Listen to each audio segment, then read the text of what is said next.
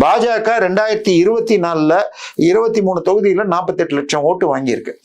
கூட்டணியோட சேர்ந்தா 70 லட்சம் ஓட்டுன்னு வச்சுக்கோங்க. ஸோ அதை நீங்க ஒரு 10 லட்சம் போய் மீதி 60 லட்சத்தை தக்க வைக்கிற வேலையை பண்ணணுமே தவிர, திமுகவுடைய செயல்பாடுகளால் நடுநிலையாக இருந்தவர்கள் எல்லாம் சங்கிகளாக மாறினார்கள்.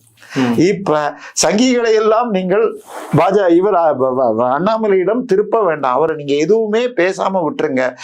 அதாவது இதை நீங்க படிச்சிருப்பீங்க, ப்ராடிகல் டாக்டர்னு வரும். ஒரு இவங்க விஷயத்துல டெய்ஸி வந்து சொல்றாங்க, அண்ணாமலை பத்தி சொல்றாங்க அப்படின்னால இதுல பாஜகவினுடைய தமிழக பாஜகவினுடைய இல்ல சார், ஒரு சில பாஜக உள்ளே சிலர் மிக அதிகமாக அண்ணாமலையை தாக்கிறார்கள்.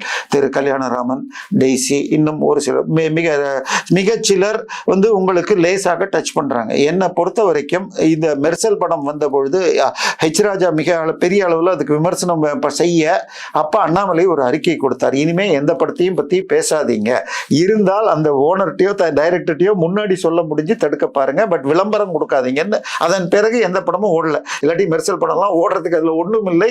அதன் பிறகு வந்த விஜய் படங்கள் எல்லாம் ரொம்ப சூப்பர் டூப்பர் ஹிட்லாம் எதுவுமே ஆகல. தியேட்டர் எல்லாத்தையும் பிளாக் பண்ணி பண்ணதுனால கலெக்ஷன் ஆச்சே தவிர எதுவும் சூப்பர் ஹிட் கிடையாது.